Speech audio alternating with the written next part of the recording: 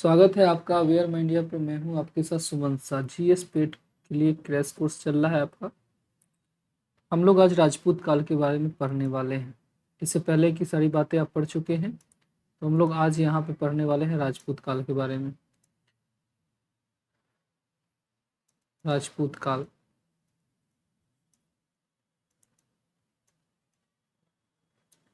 भारत में हर्षवर्धन की मृत्यु के बाद कई छोटे छोटे राज्य उठकर खड़े होते हैं, जिन्हें आमतौर पर राजपूत वंश के नाम से जाना जाता है। इसमें कई राजपूत वंश महत्वपूर्ण है, जिसमें एक आपको जानना है गुर्जर प्रतिहार के बारे में। गुर्जर प्रतिहार। दूसरा पालों के बारे में जानना है, पाल वंश। तीसरा सेनों के बारे में जानना है, सेन वंश राजवंश के बारे में जानना है। फिर चौहान राजवंश के बारे में भी आपको कुछ प्रश्न को देखना है, चौहान राजवंश। फिर इसी तरीके से आपको चंदेल से भी कुछ प्रश्न बन सकते हैं, इन्हें भी देखना है, चंदेल। फिर आपको देखना है चालुक्य, जो गुजरात में थे। फिर आप यहाँ पे देख सकते हैं गहरवाल के बारे में, गहरवाल, गहरवालों के बारे में। फिर परमार के बारे में भी हम लोग कुछ बात कर लेंगे, परमार। और यहाँ पे कलचुरी, जो एमपी में थे। परमारों की बात करें तो परमार गुजरात से एमपी तक में फैले थे। गहरवाल बनारस में थे। चालुक्य गुजरात में थे। चंदेल यूपी और एमपी में थे। चौहान अजमेर से दिल्ली के बीच थे, अजमेर से दिल्ली। सेन बंगाल में थे। पाल भी बंगाल में थे। और गुर्जर प्रतिहार ये आपके गुजरात और यूपी में थे। एक एक करके बात करते हैं। पाल से रिलेटेड कुछ महत्वपूर्ण प्रश्न की बात करें तो उसको आपको ध्यान में रखना है। पाल वंश, पालों की स्थिति कहाँ थी? तो बंगाल में थी।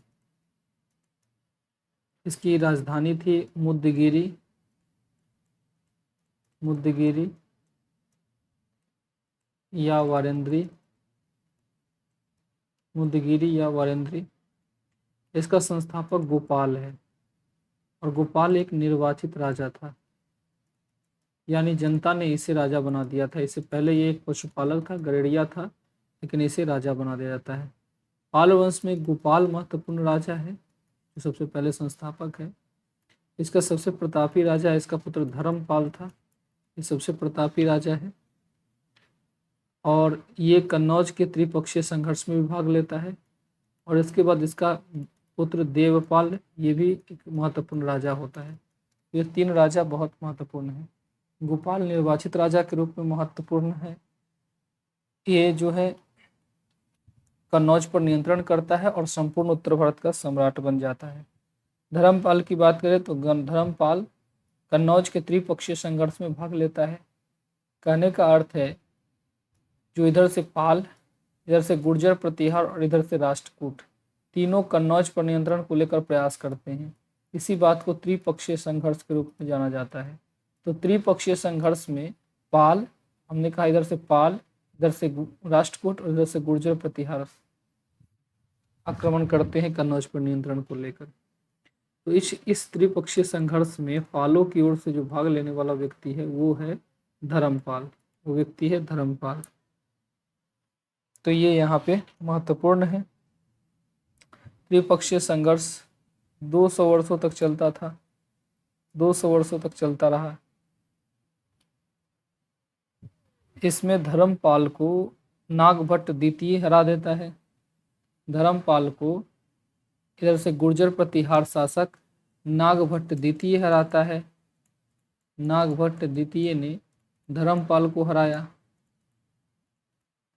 धर्मपाल जो पाल वंश का था, और नागभट्ट द्वितीय ये गुर्जर प्रतिहार का था। जबकि नागभट्ट द्वितीय को राष्ट्रकूट शासक गोविंद तृतीय हरा देता है। गोविंद तृतीय ने नागभट्ट द्वितीय को हरा दिया, नागभट्ट तृतीय को हराया। गोविंद तृतीय कौन है? तो ये राष्ट्रकूट है, ये राष्ट्रकूट है। तो इस तरीके से अब देख सकते हैं त्रिपक्षीय संघर्ष में एक के बाद एक दूसरे पर युद्ध हो रहा है। धर्मपाल का सबसे महत्वपूर्ण क्वेश्चन यहाँ पे बनता है विक्रमशिला विश्वविद्यालय की स्थापना को लेकर। यहाँ पर सबसे महत्वपूर्ण प्रश्न ये पूछा जाएगा विक्रमशिला विश्वविद्यालय की स्थापना किसने करवाई थी? तो विक्रमशिला विश्वविद्यालय की स्थापना धर्मपाल करवाता है। इसके अलावा इसने सोमपुरी पहाड़पुर में भी एक प्रसिद्ध विहार की स्थापना कराई। विक्रमशिला विश्वविद्यालय को विध्वंस 1193 से 1203 के बीच बख्तियार खिलजी करवाता है, बख्तियार खिलजी कराता है। धर्मपाल की बात करें तो धर्मपाल परमेश्वर परम भट्टारक महाराजाधिराज की उपाधि धारण करता है। इसका पुत्र देवपाल के समय इसकी प्रसिद्धि अपने बहुत चरम सीमा पर चली जाती है। पालों का सबसे चरमोत्कर्ष काल यही है। ये अपने पिता के समान, धर्मपाल के समान ही काफ़ी उपलब्धि हासिल करता है। इसी देवपाल के समय जावा का शासक बालपुत्र देव इससे कुछ जमीन की मांग करता है और ये नालंदा में इसको 5 गांव देता है। नालंदा में से 5 गांव दान में देता है, 5 गांव दान देता है, 5 गांव दान में देता है। इसके बाद देवपाल के उत्तराधिकारी कमजोर होते हैं और यहाँ पे ये खत्म हो जाता है पाल वंश। इसमें एक अन्य महत्वपूर्ण राजा महिपाल है जो थोड़ा सा विशेष रूप से जाना जाता है, इसीलिए इसे पालों का सेकंड संस्थापक के नाम से जानते हैं। तो ये पाल से जुड़े हुए कुछ महत्वपूर्ण पॉइंट आपको याद रखने हैं।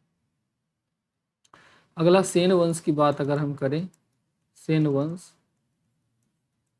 तो सेन वंश की स्थिति भी बंगाल में है, सेन वंश भी बंगाल में है। इसकी राजधानी विक्रमपुर थी, बंगाल में विक्रमपुर या वारंगली इसकी राजधानी थी। ये बंगाल में इसका है। पालों के बाद सेनों का वंश आया। मूलतः यह दक्षिण में निवास करते थे और बाद में दक्षिण से ये यहाँ की तरफ आते हैं। इसका संस्थापक काफी महत्वपूर्ण है प्रश्न के लिहाज से। तो इसका संस्थापक सामंत सेन था, सामंत सेन था, इसका संस्थापक सामंत सेन है। हालांकि वास्तविक संस्थापक के रूप में इसको विजय सेन को जाना जाता है। विजय सेन इसका वास्तविक संस्थापक है और विजय सेन जो है ये सामंत सेन का पौत्र था। तो ये इसका पौत्र है, पुत्र नहीं है बल्कि पौत्र है। ये सेनों का वास्तविक संस्थापक है। तो इसका सबसे महत्वपूर्ण शासक के रूप में आपको ध्यान रखना है लक्ष्मण सेन को, और ये लक्ष्मण सेन की लड़ाई होती है बख्तियार खिलजी के साथ। बख्तियार खिलजी के साथ इसकी लड़ाई होती है। हालांकि यह वहाँ से हट जाता है और माना जाता है इतिहास में ये भाग गया है, लेकिन ये उस समय अपनी सेना अपने महल में ही घिर जाता है, इसलिए वहाँ से गुप्त मार्ग से निकल जाता है। ये सबसे महत्वपूर्ण इसलिए भी है क्योंकि ये एक नए कैलेंडर लक्ष्मण संवत की शुरुआत करते हैं। लक्ष्मण संवत की शुरुआत करते हैं 1179 ईस्वी में, एक नए कैलेंडर चलाते हैं। ठीक है, और इसी का दरबारी कवि है जयदेव, और इसी जयदेव ने गीत गोविंद की रचना करी है, गीत गोविंद की रचनाकार है। तो यहाँ पे ये लक्ष्मण सेन का काफी महत्वपूर्ण विशेषताएं हैं। तो सेनों में आपको इसको याद रखना है। गहरवाल वंश की बात अगर हम करें, गहरवाल वंश की,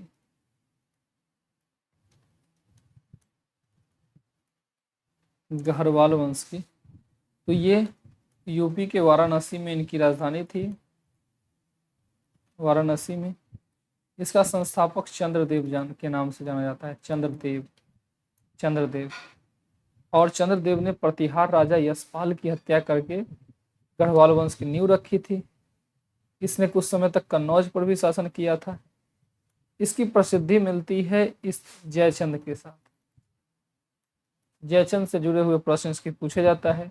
जयचंद गढ़वालों का अंतिम शासक था और इसे इतिहास में एक अदूरदर्शी शासक के नाम से जाना जाता है। अदूरदर्शी शासक के नाम से इसे जाना जाता है।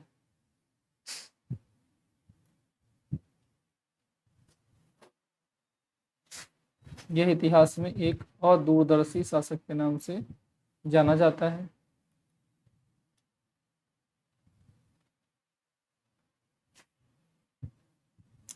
क्यों अदूरदर्शी शासक के नाम से जाना जाता है? तो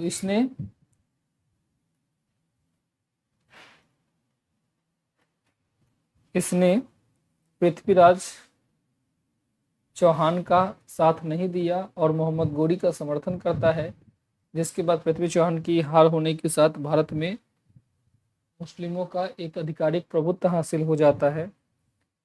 तो ये एक अदूरदर्शी शासक भी था और लक्ष्मण सेन के साथ भी इसका संघर्ष होता है।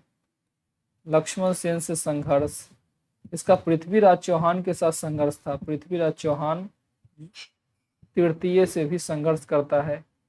पृथ्वीराज चौहान तृतीय जो है इसकी पुत्री संयोगिता से विवाह कर लेते हैं। इस बात से ये नाराज होकर मोहम्मद गोरी का साथ देता है।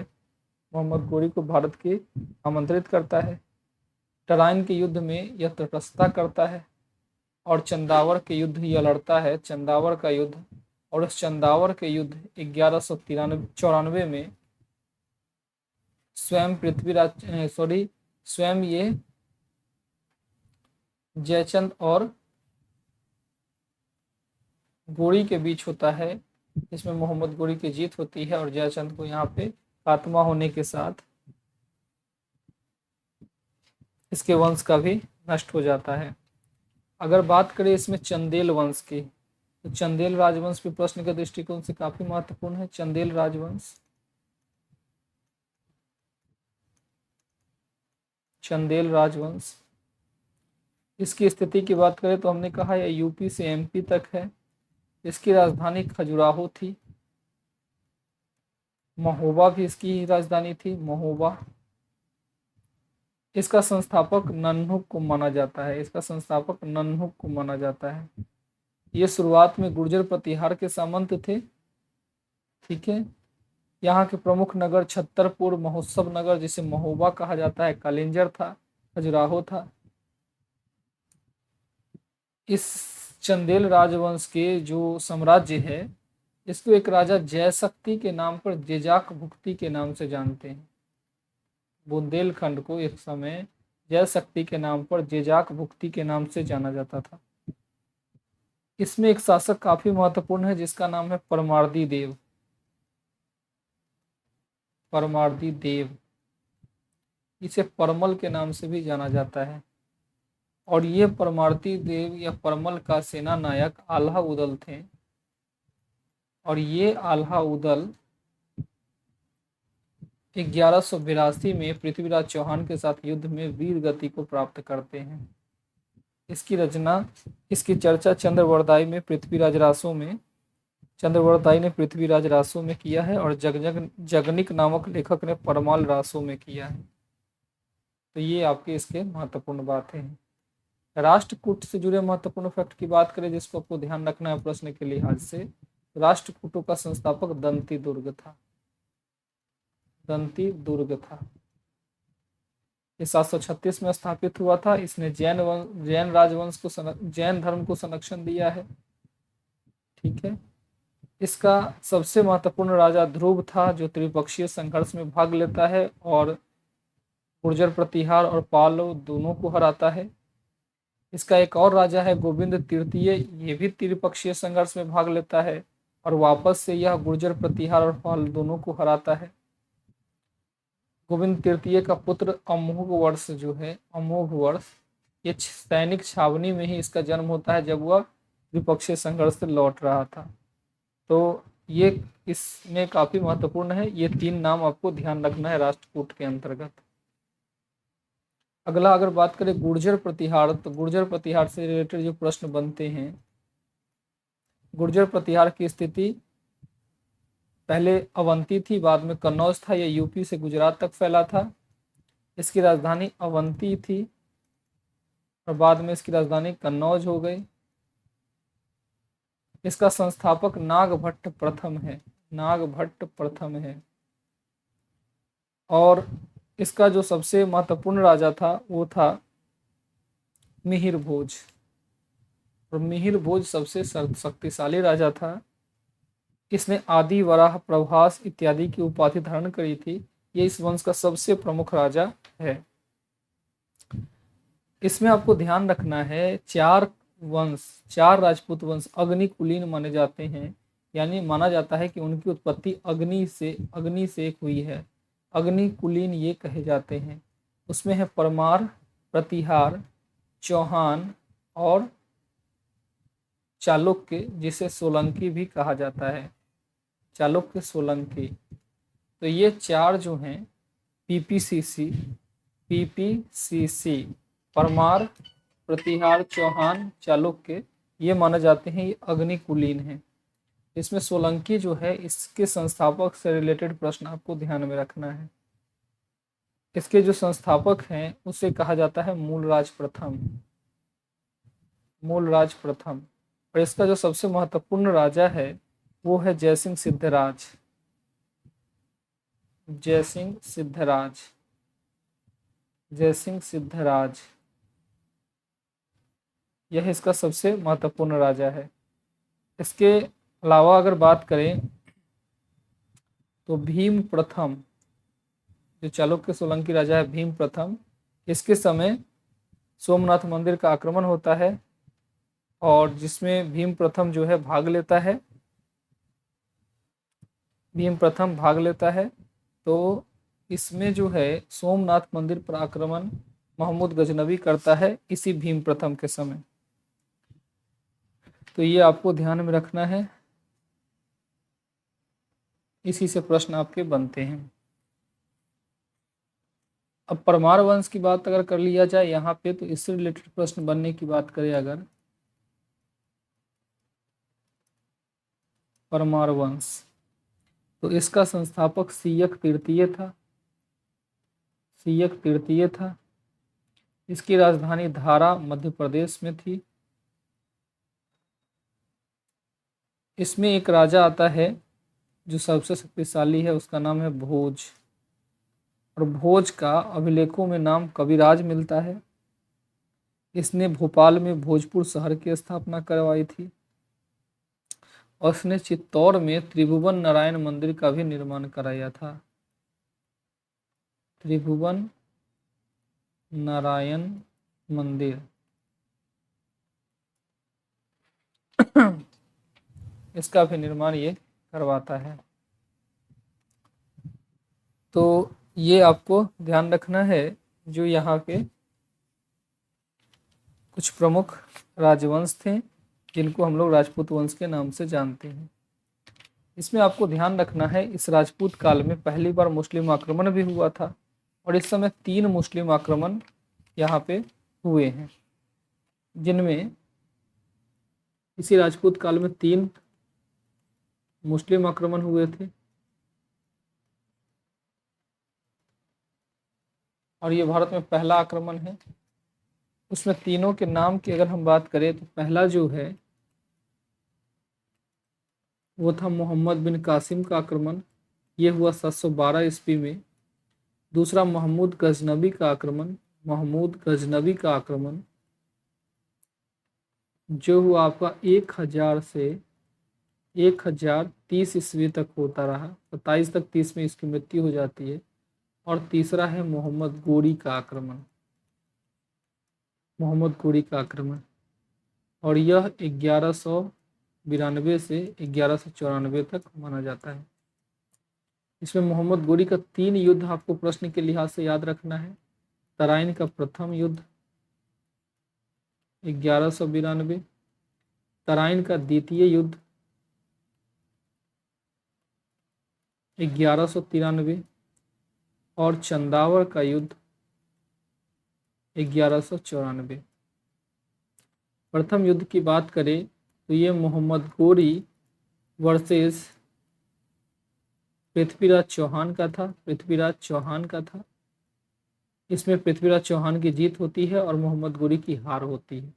और तराइन का द्वितीय युद्ध दोनों के बीच होती है, जिसमें पृथ्वीराज चौहान की हार होती है और मोहम्मद गोरी की जीत होती है।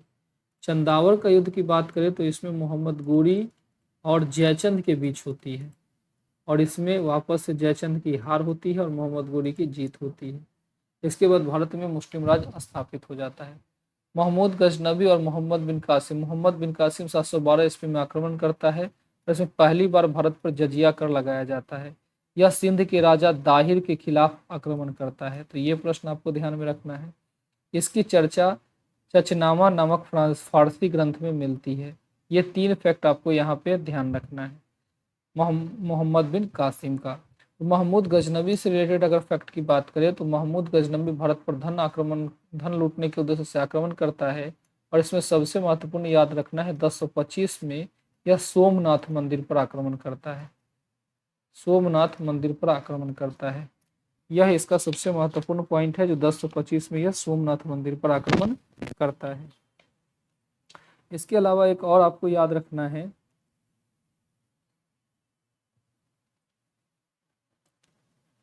जो